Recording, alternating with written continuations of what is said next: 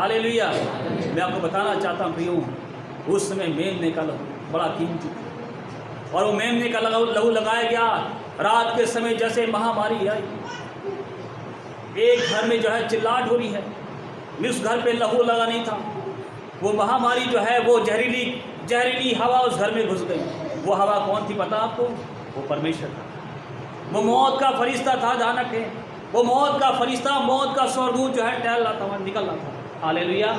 लेके जा रहा था सबको। जिस घर पे मेमने का लहू लगा था वो घर जो है छोड़ दिया जा रहा था। वो मौत की हवा घर में घुस गई। उस घर में जैसे पहलोटा मारा गया, उस घर की औरतें चिल्ला रही हैं, रो रही हैं, वहाँ के लोग रो रहे हैं, बहुत रो रहे हैं। एक घर छोड़ा, वहाँ शांति है। फिर दूसरी घर देखा, सुनने कान लगा रहे हैं लोग, क्या हो रहा है, कैसे हो रहा है, कहाँ चिल्लाहट हो रही है, कौन बच्चा मारा गया, किस घर का बच्चा मारा गया। एक घर छोड़ा जिस पर मेमने का लहू लगा, वो घर छोड़ दिया गया। फिर दूसरे घर पे मेमने का लहू नहीं था, उस घर में फिर घुस गई। उस घर में जैसे ही वो घुसी, उस घर का पहलोटा फिर मारा गया।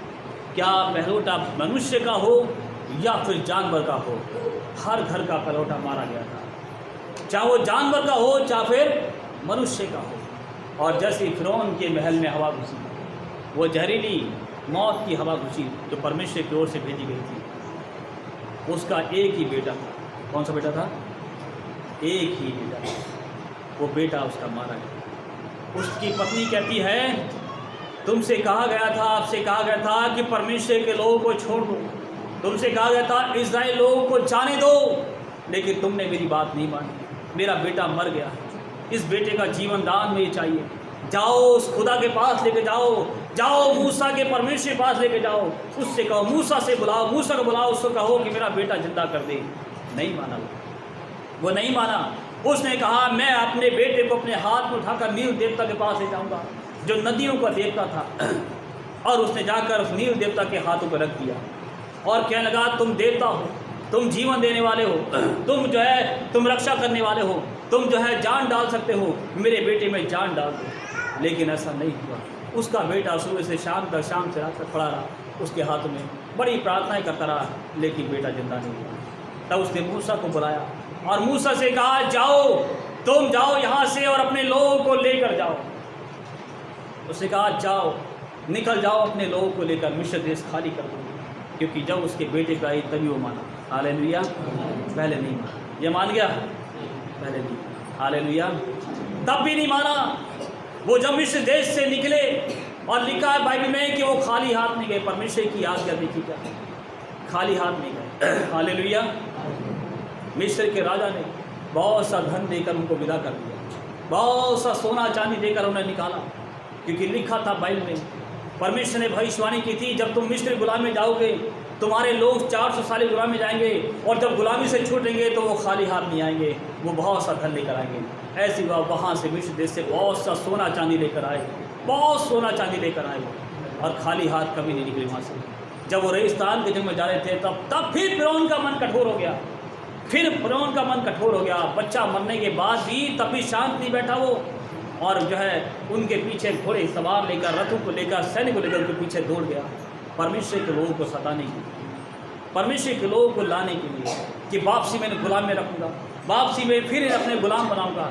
गुलामी ऐसी चीज़ है जो कभी ख़त्म नहीं होती है। ख़त्म तभी होती है जब हमारा मन होता है कि हम गुलामी से आज़ाद होना चाहते हैं। Hallelujah, hallelujah. गुलामी ध्यान रखना दो प्रकार की है। एक गुलामी है जो मनुष्य गुलाम बनकर रखता है, कहीं नहीं जा सकता, कहीं भी जब आप कहोगे यहाँ बैठ जा तो वहाँ बैठा रहेगा, वो गुलामी है। ध्यान रखना, आप उसके अधीनता में ऐसे हो जाएंगे कि यहाँ बैठ जाओ तो यहीं बैठ जाओ, वो गुलामी है। कहीं भी आप देख लीजिए, ये करो तो आप करना पड़ेगा, फ़ोन कर दिया तुरंत आओ, आपको आना पड़ेगा, क्यों? गुलामी है। आप उसके गुलाम बन चुके हैं, आप उसके अधीनता में चल रहे हैं, उसके अनुसार नहीं चल रहे। हालेलुया। आप गुलामी में चल रहे हैं। वही गुलामी ये है, किसी कोई काम करता है वहाँ भी जो है ध्यान रखें कि वहाँ पैसा मिलता है, वो चीज़ अलग है, काम करें। लेकिन कुछ ऐसी जगह होती हैं जहाँ पर पैसा ही मिलता है और गुलामी की दशा में रहना पड़ता है, तुरंत गुलामी दशा में ऐसा लगता है जैसे गुलाम बन गए हम। हालेलुया। ऐसा लगता है गुलाम बन गए। एक ये गुलामी है, और एक गुलामी है शैतान की, जो हमें पाप में गुलाम बना देता है। बाइबल कहती है कि जो पाप करता है वो पाप का गुलाम बन गया है, और पाप की मजदूरी। मजदूरी करते हैं, मजदूरी करते हैं, आप नहीं करते हैं?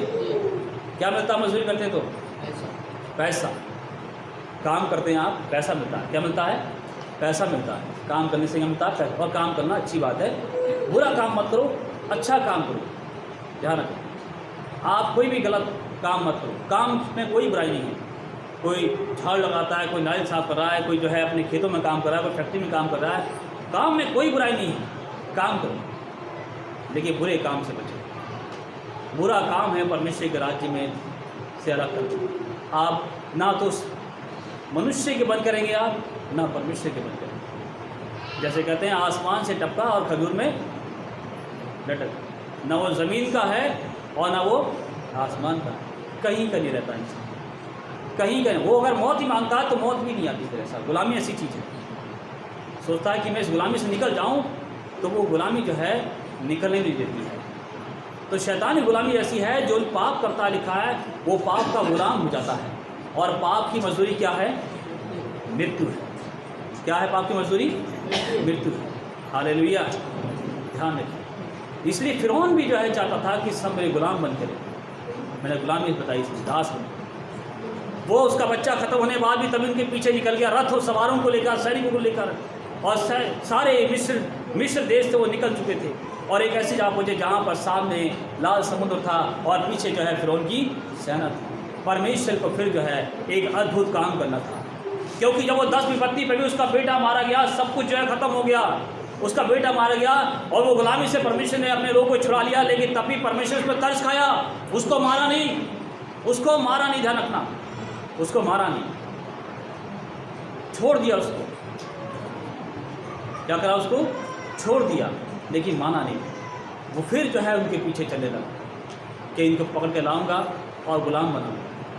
फिर उन परमेश्वर ने देखा ये मेरे लोग को फिर सता रहा है। बाइबल कहती है वो कि परमेश्वर आग का खंभा बन के उनके सामने खड़ा, आग बन के उनके सामने खड़ा, उनके रथ को सामने, उनके घोड़ों के सामने आग के रूप में आ गया, बवंडर बनाकर, आग बनाकर खड़ा हो गया। रास्ता रोक दिया परमेश्वर ने। हालेलुया। बवंडर बन खड़ा, रास्ता परमेश्वर ने रोक दिया। और उसने क्या किया? मूसा के द्वारा लाल समुद्र को 2 भागों में कर दिया। लाल समुद्र रास्ता निकाला। जब तक परमेश्वर के लोग वो लाल समुद्र पार नहीं कर गए, तब तक मूसा को, फिरौन को परमेश्वर ने क्या करा था? रोक रखा। हालेलुया। और बच्चा निकल गया और समुद्र से पार हो गया। एक जन, छोटा बच्चा भी, एक पक्षी भी, कुछ भी उस समुद्र में नहीं रहा, सब निकल गए। तब परमेश्वर ने उनको जाने का आदेश दिया। और जैसे ही वहाँ गए और उन्होंने देखा रास्ता बना हुआ है, ये परमेश्वर की योजना, ध्यान रखना, परमेश्वर योजना। उन्होंने क्या देखा? रास्ता क्या है? रास्ता क्या हो रहा है? बना हुआ है। उसने कहा जैसे ये लोग निकल गए वैसे हम भी क्या होंगे? निकल गए। फिरौन ने ये सोचा, उसने आदेश दिया जाओ पकड़ के लेकर आओ। जैसे सारी फिरौन की सेना, फिरौन बाहर खड़ा था, फिरौन की सेना जैसे ही वहाँ पकड़ने अंदर गई, परमेश्वर ने समुद्र को बंद कर दिया। हालेलुया। जगह परमेश्वर समुद्र को बंद कर, जैसा था वैसा कर, सब के सब मार दिए। तो परमेश्वर से आप भाग नहीं सकते, परमेश्वर से आप छुप नहीं सकते। परमेश्वर आपके जीवन में अद्भुत काम करना चाहता है।